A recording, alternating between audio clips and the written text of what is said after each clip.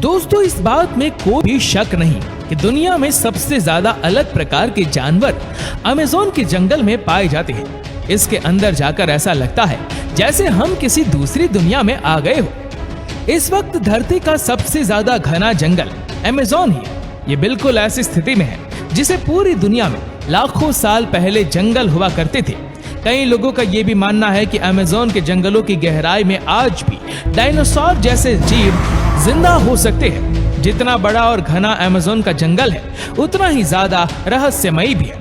आज तक लोगों को ये नहीं पता कि ये जंगल बना कैसे, क्योंकि ये दुनिया के किसी भी जंगल से बहुत ज्यादा अलग है। लेकिन माना जाता है कि इससे बाहर से आए किसी ने बनाया है। आज हम आपको कुछ बताएंगे इनके बारे में।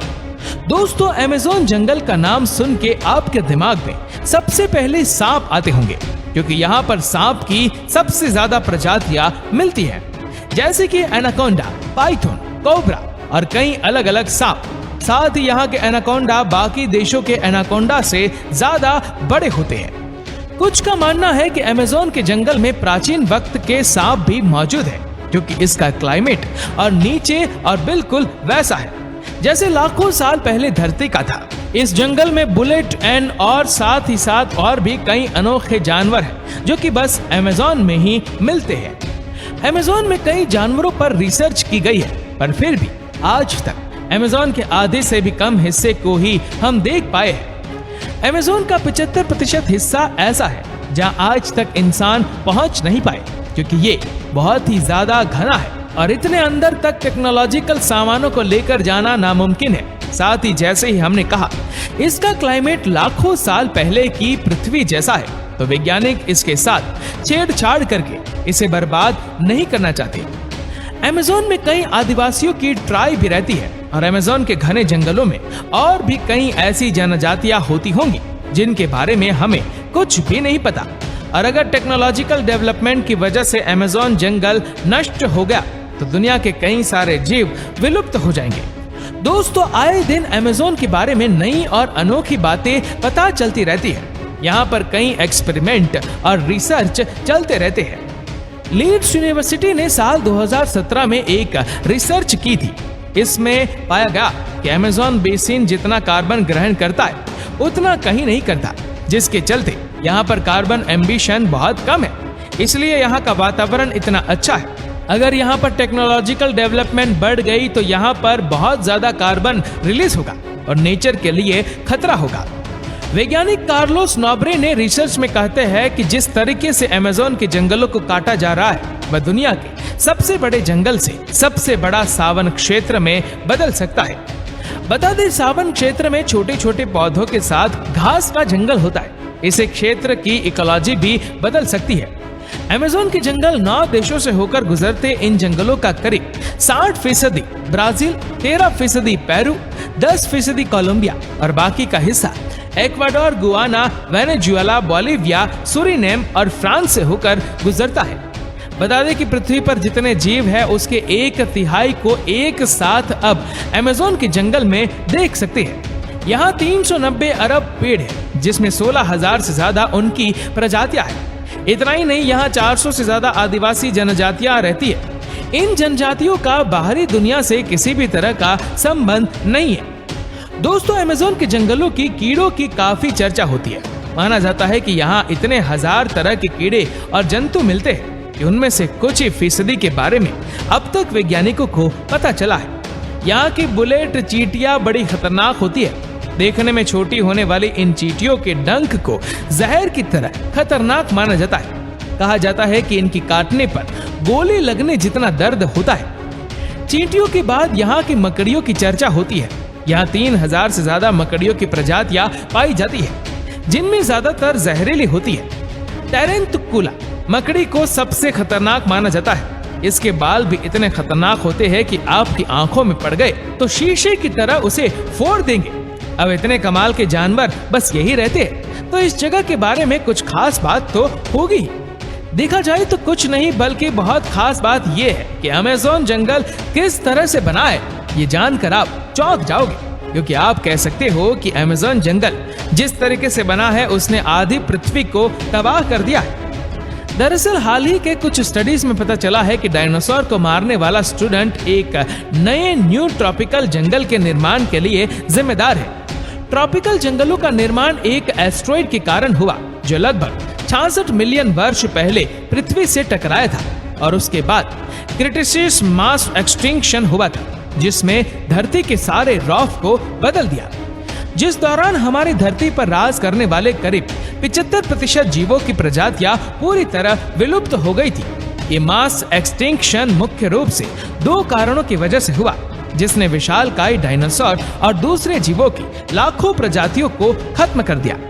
सबसे पहले आज से तकरीबन 66 मिलियन सालों पहले करीब 15 किलोमीटर विशाल एस्टेरॉयड अचानक हमारी धरती से टकराया।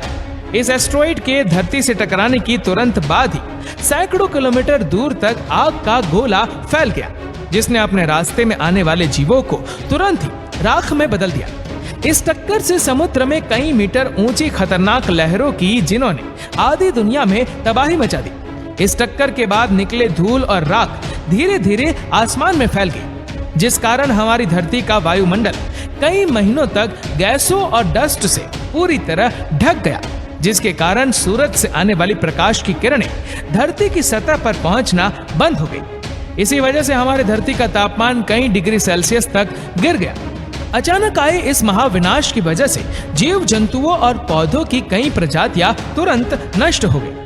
कुछ महीनों बाद धीरे धीरे पृथ्वी के वायुमंडल से गैस और डस्ट साफ हुआ और प्रकाश की किरणें धरती तक पहुंचने लगी, लेकिन उसके बाद ग्रीन हाउस गैसों की पृथ्वी के वायुमंडल में पहुंच गई थी। उन्होंने पृथ्वी को अचानक बहुत गर्म करना शुरू किया। तापमान में आए इस भयानक उतार चढ़ाव ने उस समय धरती पर मौजूद करीब 75% जीवों और पौधों की प्रजातियों को नष्ट कर दिया। वहीं कुछ वैज्ञानिकों का मानना है कि इस मास एक्सटिंक्शन में रही सही कसर उस समय के डेक्कन ट्रैप्स यानी कि आज के दक्षिण भारत में हुए विशालकाय वॉल्केनिक इरप्शन ने पूरी कर दी। ये वॉल्केनिक इरप्शन बेहद ही खतरनाक थे जिनसे भारी मात्रा में कार्बन डाइऑक्साइड और खतरनाक ग्रीन हाउस गैस निकली जिन्होंने बचे हुए जीवों को खत्म कर दिया। पर इसी मास एक्सटिंक्शन के बाद मैमल्स और दूसरे जीवों की प्रजातियां अस्तित्व में आई जिन्होंने कई लाखों के सालों के इवोल्यूशन के बाद जाकर हम इंसानों का रूप लिया है। और ये उल्कापिंड हमारे जीवन के लिए बहुत ही ज्यादा महत्वपूर्ण था। अगर ये उल्कापिंड नहीं टकराए होते तो आज हम जिंदा नहीं होते। और ये उल्कापिंड ही वह कारण है कि अमेज़न फॉरेस्ट इतना ज्यादा घना है और इसके अंदर कई अनोखे जीव रहते हैं। दरअसल आज जहां अमेज़न जंगल है वहां पर डायनासोर के समय बहुत ही ज्यादा बड़े बड़े पेड़ हुआ करते थे, लेकिन कई शाकाहारी डायनासोर थे जो कि इन पेड़ों को खाते थे जिसके चलते इन पेड़ों को कभी अच्छे तरीके से बढ़ने का मौका ही नहीं मिला क्योंकि डायनासोर उन पेड़ों को खा जाते थे। लेकिन जब उल्कापिंड गिरा तो डायनासोर पूरी तरीके से विलुप्त हो गए जिसके बाद इन पेड़ों को खाने वाला कोई भी नहीं था। लेकिन ये जो उल्कापिंड था वह बिल्कुल सटीक अमेज़न जंगल के ऊपर गिरा था जिसके चलते ये जंगल की हालात पूरी तरीके से गायब हो गई। यहाँ कोई भी जीवन नहीं बचा और साथ ही एक जगह पूरी रेडिएशन से भर गई। ये उल्कापिंड की गर्मी इतनी ज्यादा थी कि उसने हर एक पेड़ पौधों को जला दिया। माना जाता है कि उसने जमीन पर बहुत ही बड़ा गड्ढा बना दिया था। लेकिन समय के साथ साथ धीरे धीरे वहां की स्थिति शांत हुई और वहां पर जीवन फिर से पनपने लगा। इस बार उन पेड़ पौधों को गिरने से रोकने के लिए कोई भी डायनासोर जैसा जीव नहीं था जिसके चलते पेड़ पौधे बहुत ही ज्यादा तेजी से बढ़ गए। और आप कह सकते हैं कि जिस रेडिएशन ने जगह को तबाह किया उसने इन पेड़ों को उगने में और ज्यादा मदद की।